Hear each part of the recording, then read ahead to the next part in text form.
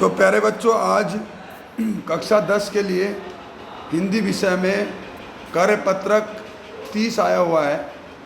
Worksheet number 30 17/9/2021 के लिए है और इसमें सूर्य के पद दिए गए हैं, ठीक है, और उसका भावार्थ समझा गया है, अपरिचित शब्दों के बारे में बताया गया है और कुछ प्रश्न आपके लिए दिए हुए हैं। चलिए आगे पढ़ते हैं। क्या लिखा है इसमें लिखा है, प्यारे बच्चों, आज हम सूरदास जी द्वारा रचित भ्रमर गीत काव्य के लिए गाए गए पद को पढ़कर भावार्थ के आधार पर समझेंगे, ठीक है, और उसमें प्रयुक्त काव्यगत सौंदर्य से भी परिचित होंगे। तो यहाँ पर सूरदास जी का पद दिया गया है जो कि भ्रमर गीत से लिया है, ठीक है। भ्रमर गीत सूरदास जी की एक रचना है, ठीक है, तो वहाँ से लिया गया है।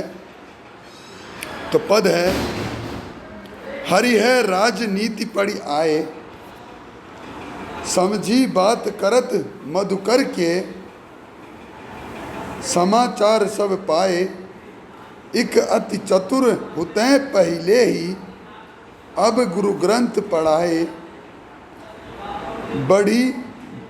बड़ी बुद्धि जानी जो उनकी, जोग संदेश पठाए, ऊधो भले लोग आगे के, जो परहित दौलत धाए, अब अपने मन फेर पही हैं, चलत जू होते चुराए, ते क्यों अनीति करे अपनु जे, और अनीति छुड़ाए, राज धर्म तो यह सूर जो, प्रजा न जाहि सताए। तो ये सूरदास जी का पद है, भ्रमर गीत से लिया हुआ। इसमें अपरिचित शब्द पहले पढ़ लेते हैं और फिर उसके बाद उसके भावार्थ को समझते हैं कि मधुकर का मतलब क्या है। मधुकर का मतलब है भंवरा, ठीक है, और भंवरे की संज्ञा किसको दी है? उद्धव को। उद्धव, हमने इससे पहले वालों में पढ़ा था ना कि उद्धव श्री कृष्ण जी का योग संदेश लेकर आए थे। बैठ जा भी, ठीक है। तो इसलिए उद्धव को कह रहे हैं कि तुम भंवरे बनकर आए हो, ठीक है। परहित का मतलब दूसरों के भले के लिए। अनीति का मतलब जो नियम के खिलाफ हो या गलत हो, वो अनीति हो गया। अब इसमें भावार्थ देखते हैं क्या है कि गोपियाँ कहती है, श्री कृष्ण ने तो अब राजनीति की पढ़ाई कर ली है, इसलिए स्वयं न आकर उद्धव को भेज दिया है, ठीक है, संदेश लेकर, ताकि वहाँ बैठे बैठे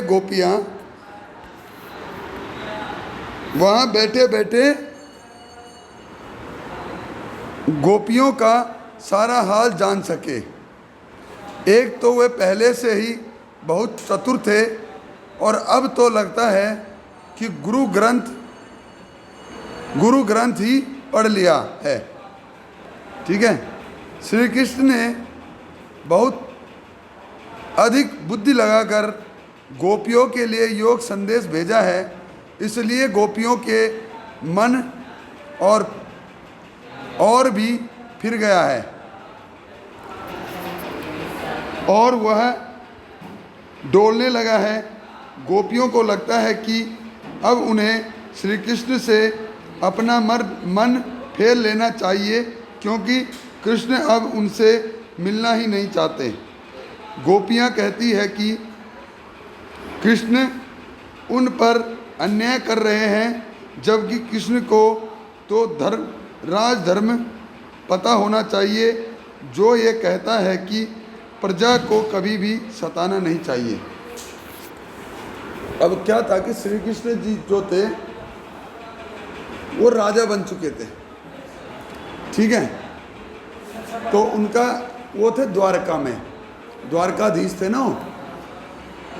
तो उन्होंने, मैंने पहले वाले में बताया था आपको, पहली जो वीडियो गई थी आपके पास उस समय, उसमें भी बताया था कि वो अपना योग संदेश लेकर किसको भेज देते हैं, उद्धव को भेज देते हैं कि गोपियों को जाके मेरा संदेश दे दो। तो गोपियाँ उद्धव की सुनने की को तैयारी नहीं है, ठीक है, वो सुनती ही नहीं। वो बोलती क्या फ़ायदा तुम्हें सुन के, हमें तो केवल श्री कृष्ण जी को सुनना है, ठीक है, क्योंकि हम उनसे प्रेम करते हैं। और वो साथ में गोपियाँ कौन है, जो गाय चराती है, ठीक है।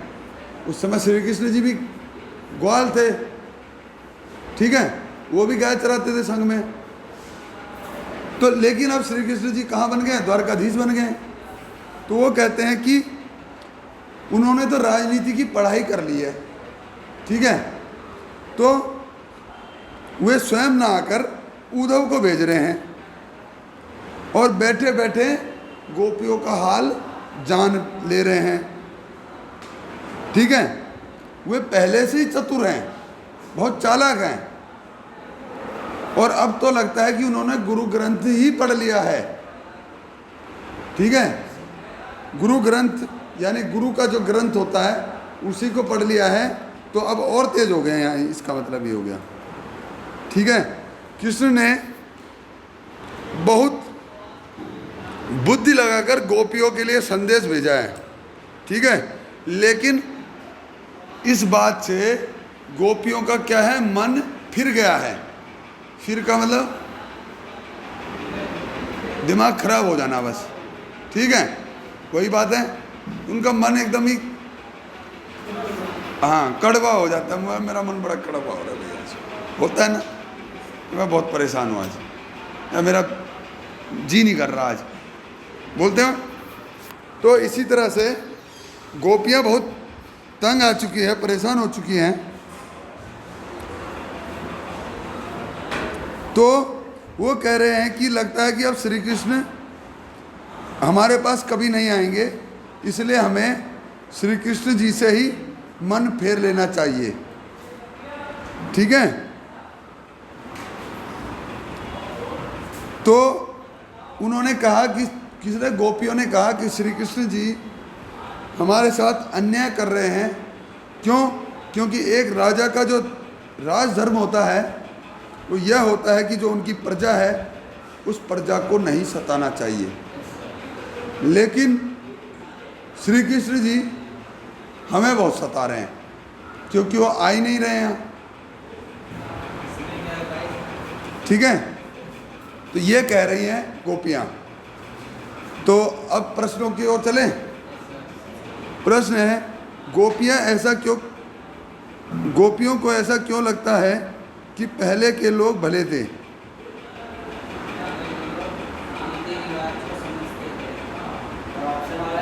अरे कौन से पहले के? ऑप्शन नहीं है इसमें। गोपियों को ऐसा क्यों लगता है कि पहले के लोग भले थे?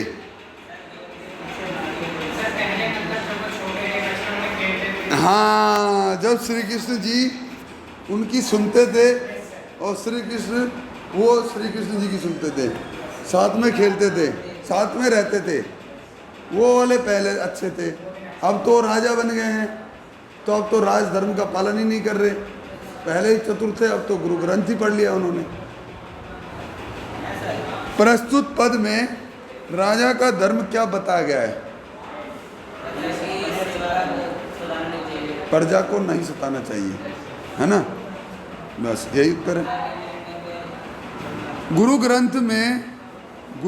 ग्रंथ में अनुप्रास अलंकार प्रयुक्त हुआ है। ऐसे अन्य शब्द युग्म में छाटिए।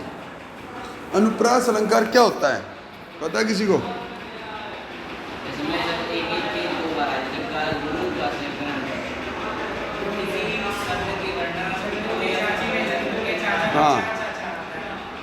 कोई भी शब्द 2 या 2 से अधिक बार उसकी आवृत्ति हो, तो जैसे गुरु ग्रंथ, ठीक है, उसमें भी गा है, इसमें भी गा है, ऐसी अन्य शब्द छांटिए। तो इसमें मैं बता देता हूँ तुम्हें कि जैसे बड़ी बुद्धि जानी, तो बाबा की आवृत्ति हो रही है, ठीक है। और कौन सा हो सकता है?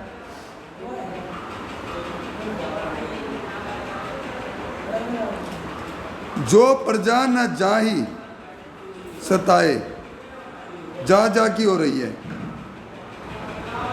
ठीक है ना। तो जहां पर 2 वर्णों की आवृत्ति, एक वर्ण की आवृत्ति बार बार हो, तो वहां पर अनुप्रास अलंकार होता है। इस बात का ध्यान रखना। तो घर जाके छांट के लिख लेना, ठीक है।